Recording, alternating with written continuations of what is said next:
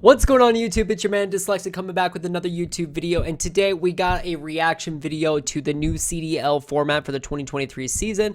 They decided to change the seasons beginning instead of starting in late January, February. They decided to move it towards more at the beginning of the season. So they already came out with a video kind of late explaining their entire format, things that they changed from the previous years. So we got a reaction video of me kind of reacting to it. I give my 2 cents towards the end of the video of kind of the things that I think. And the two people that you're watching are going to be the lead ambassador for the CDL, and then the kind of the VP or the follow-up. So you have Daniel Say and you have Spencer, blah, blah, blah, can't remember his name.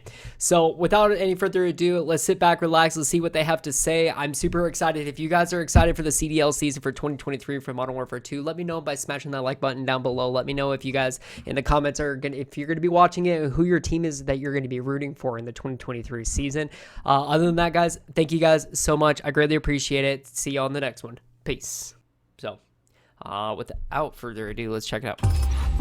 I'll give my opinion on it What later. is going on in CDL community? Whether it matters or Spencer not. Peterson back here again to run up another season of the Call of Duty League community updates. And you know, I already got the guy with me, the GM of Call of Duty Esports, Daniel Sai. Daniel, man, I'm stoked to be back. How are you feeling? Yeah, it's good to be back with you, Spence. Manning the mic with you on these community updates. I'm glad we're doing it again. And we have a lot to talk about. It's our shortest off season ever. Like, the season's right around the corner. So let's dig into everything that we're doing. Yeah, listen, you talked about a short off season. I actually can't believe it's only October. We're getting close to the season already. But before we dive into 2023, let's go back to last season. We haven't talked since then. Let's touch on some great moments, right? We're talking about LAG's miraculous run in Major 2, New York clutching up in front of their home crowd to make a spot at playoffs, and then ultimately LA absolutely, capping off the season, winning champs in front of their home crowd. What sticks out to you as one of the most amazing moments of the season? You listed a couple good ones. Just off the rip, I love you mentioned New York. As you know, I lived in New York City for over a decade, and so I loved going back to see that awesome city, and the major that they did was awesome. Between the walkouts, the drum lines, Krim coming out with his walkouts, it was awesome. And by the way, it's definitely worth mentioning, an entertainer to the end. All due respect to Krim, obviously he's retired, but he's done so much for the scene. It was great to see him kind of entertaining us into the very end there. I think probably that ultimate high, though, has to be champs, right? You mentioned LA Thieves. For us to be hosting the championship in LA, have the hometown team win, all that those players have gone through, to see the full circle for Nate Shot and the rest of the organization, from player to ownership, it was just an awesome storybook ending that I don't think we could have written any better. So that'd probably be at the top for me. Yeah, I mean, Kenny was absolutely frying the whole weekend. Octane gets that ring. It was just such an amazing moment, I think, for everybody that was able to be there, not only for the organization, but our fans. But let's move on to 2023. Just for the viewers at home, we definitely want to be able to let you know that we're going to be touching on, some updates to format, and then, some updates to the Challenger season. We're super excited for all that stuff, but, I'd say we just kind of hop into it. We'll do it. So I know the league already made an announcement that our season is going to be kicking off earlier than ever on December 2nd. But can you let us know what went into that decision? Yeah, I mean, simply put, we said we were going to move it up, and we're following through on that commitment that we made many months ago. We're excited about that. It's taken a lot of hard work across the studios and our CDL teams to kind of jumpstart the season a couple months earlier than it usually would, but I think it's going to be well worth it for our fans to watch, their favorite players competing earlier than ever.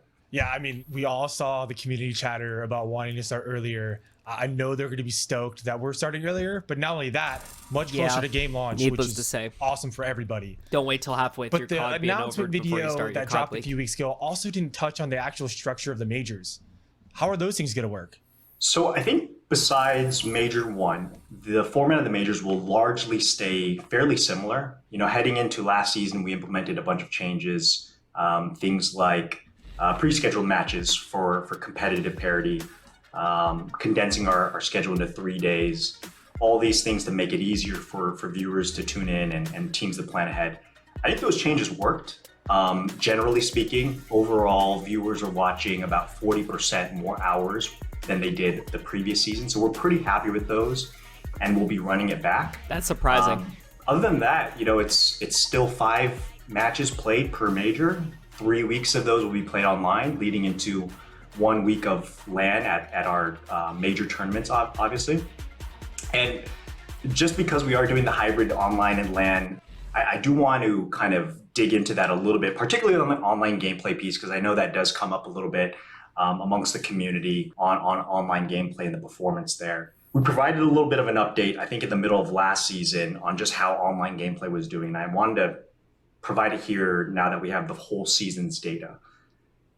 In our 2022 season, 94% of the maps that were played within 10 milliseconds of each other. And overall, mid-game crashes and restarts were down 85%. So overall, we're making strides. There's a positive trajectory with online gameplay, but us at the league, we think it's really important to make sure we're constantly improving in that department. I would say where last season, the focus was on developing the minimum latency tool, adding a new server. This offseason, our focus is on this match restore tool. And essentially what that tool is going to allow us to do is restart games, if it happens, closer to the circumstances of the game that was happening before the game crashed. So that should be helpful as well.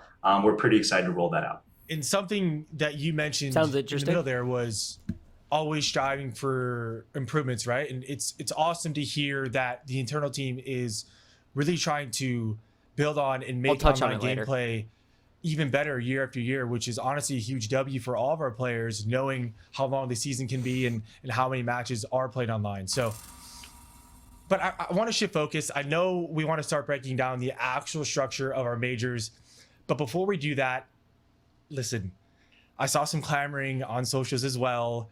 Will you please just confirm what game modes we're going to have for 2023? I think everyone needs to know. I don't know how you can hold Spencer, I think it's really important that we control the narrative here. It's hard to believe that Mint Mobile can be good at just $15 a month. So, as Mint's new owner, I brought We're getting control back. I don't know if I'm ready to share right now, but we should really control the narrative on this one. It's getting out of hand. Listen, all puns aside, I'm glad that we've established the narrative there, but let's shift focus and jump into the majors. I know the previous video that we shared mentioned that our first major will include challengers Control is teams, back. but again, I don't know how I feel about that. I'm going to be honest. I just with how this game is, with the ridiculous loud footsteps, I just don't think that that's a good idea. So now now that Control's back, we're really going to be banking on Modern Warfare and Infinity Ward to do the right thing and fix their dead silence. how is that going to work? How are those guys going to fit into that event? Yeah, just taking a step back, I'm really glad that this season we're providing those early opportunities for amateur players to really shine, and that's one of the main reasons why we put Pro-Am at the very beginning. There's a couple ways that challengers can really make their mark here at the beginning, and it starts off with 2 Challenger Cups and an online qualifier into the Pro-Am event at the very beginning. If you do well in those, then, and by well, I mean top 8 teams, then you will be invited to Raleigh. We'll have 3 NA teams, 3 EU teams, 1 APAC, and 1 LATAM team. Amongst that group of 8, they will play on a LAN qualifier right before the Major 1 starts. And from those 8 teams, 4 will be surfaced to participate. Okay. So the top 8 that end up making it out, they're going to do some pool play, challenger qualifications. So Group A, Group B.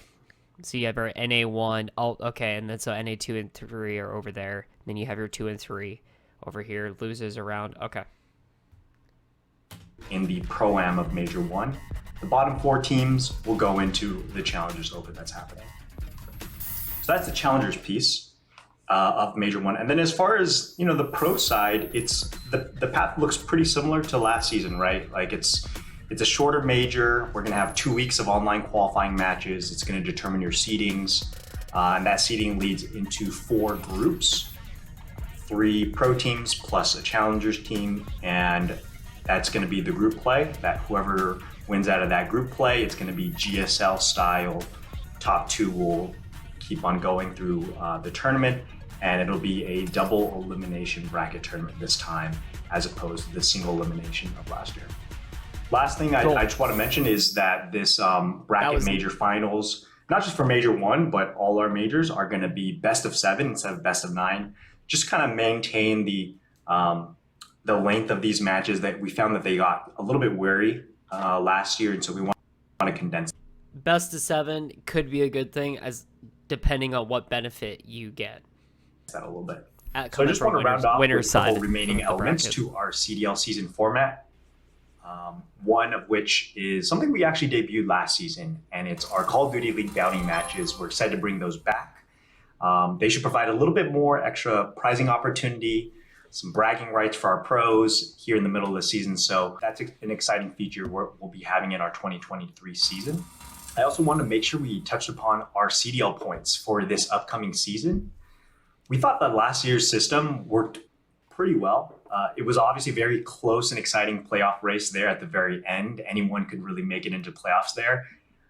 But one thing I will say that we saw out in the community in terms of feedback was should we allot more points to those land matches? And so that's actually something we dug into a lot, running a lot of different simulations.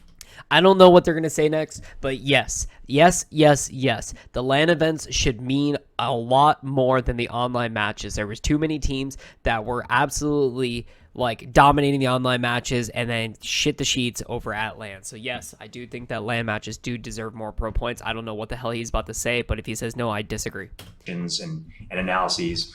What I'd say is the LAN points already matter a lot more than our online points, and so we feel pretty good about how it is right now, but it is one area that we're going to be very closely watching and analyzing throughout this season to see if that is something we should continue tweaking. So in other words, it's staying the exact same, but he knows that it should change. Right now, great. The 2023 season points will remain the same. Yeah, listen, a lot of awesome things, a lot of cool changes about the majors, having the challengers players stacking up against the pros again. I mean, listen, our pros have to be on their A game early in the season. The challenger teams are going to come out firing. They want to prove themselves. So it's super awesome to see that first event. It's going to be amazing. But I know in our intro, we talking about challengers, right?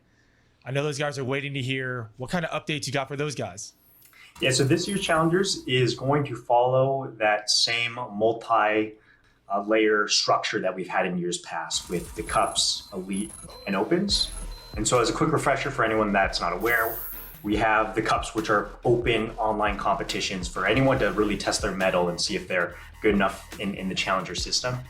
Then we have our elite program, which is a closed circuit of the very, very top challenger teams to see what good competition and the best competition look like when they compete against each other. And then lastly, we have the opens, which are these big LANs that are usually hosted alongside our majors that really provide for that global competition opportunity within the challenger space. So that's the overall structure of challengers. But let's actually talk about the changes that we're looking towards in 2023. Okay. There was 2 major focuses this offseason. One was on how do we create more opportunities for challenger players? And then 2, how do we more accurately assess the skill level, the seeding, and all that of top challenger players and teams? So we made 3 specific changes. The first of which is to our elite system with NA and EU elite. We're going to be expanding from 8 teams in the circuit to 12 teams. There's just too much good talent out there, and so we didn't want to keep that top talent out of the circuit we're going to be increasing the amount of teams participating. Second change we're going to be doing is smoothing out the points curve across cups and opens in terms of placement in those tournaments. Really, we thought that there was too big of a disparity between the top seeds or top placements and the middle placements. That should be corrected. So there's a smooth out that I think overall is going to help everywhere, but in particular that number 9 to number 16 placements of those tournaments. And the last change we're going to make is to the big thing, the Challenger finals. We heard folks loud and clear last season, very justifiably so, and we're going to increase from 8 teams to 16 teams for the Challenger finals. The way those teams are going to be determined, we're going to have 2 teams. That is a huge W. The fact that they only allowed 8 teams for their Challenger World Finals or whatever is insane. And then it was like 2 teams from each country that it was majority. There's like 4 teams for the NA, and then it was like 2 teams for Latin Am / APAC. Europeans got 4 teams or something. Like there's too many teams that are primarily NA dominant that are guaranteed 100% better than a lot of the APAC teams, and it was very clear in the finals last year. Auto qualify from the last Challenger Open. So the top 2 teams of the last Challenger Open will be able to directly qualify into Challenger finals. Super exciting there. We're going to have 4 teams coming from regional LCQs from the 4 respective regions, 1 per region. And then the rest are going to come from regional leaderboards. So all in all, those are the focuses for 2023. We know it's an incredibly important part of our ecosystem. We want to continue improving in this area. And so we'll look forward to 2023. A lot of awesome stuff there for challengers, right? And I think as we all saw last year, we know how passionate those guys are, and we know, how much we do love hearing them and their feedback. So really excited for those updates and really excited for the Challenger season. All right, but there's honestly just so much stuff to look forward to in this upcoming season. And honestly, it's coming soon. Anything that you want to touch on before we get out of here? Just that I echo that excitement, Spencer. It's been a flurry of activity this offseason getting ready for Modern Warfare 2, but it's an exciting one. The fact that our season's just right around the corner. So that's going to be awesome. The other thing I'd say I'm excited for, Spencer, is honestly us running this series back of community updates. I thought they went really well last year. We got a lot of great feedback from the community about it. Everyone be on the lookout for these to continue happening at our major tentpole events. And looking forward to doing these again. And until the next time, everyone, thank you for tuning in.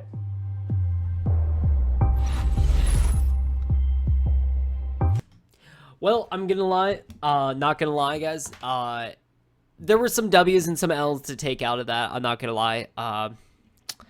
We'll see how it pans out. But they definitely are showing that they're listening to the community. So the fact that they're doing that in above itself is a huge W. So it gives us a lot to look forward to. I'm really excited that they pushed the season forward and they're doing it at the beginning of the launch. I feel like that was like one of the biggest things. And I guarantee for a fact their numbers are going to explode. And I don't think it's going to be because of the title. I think it's just all due to timing. So I hope you guys enjoyed the video. Take care. Brush your hair. I'll see you on the next one. Peace.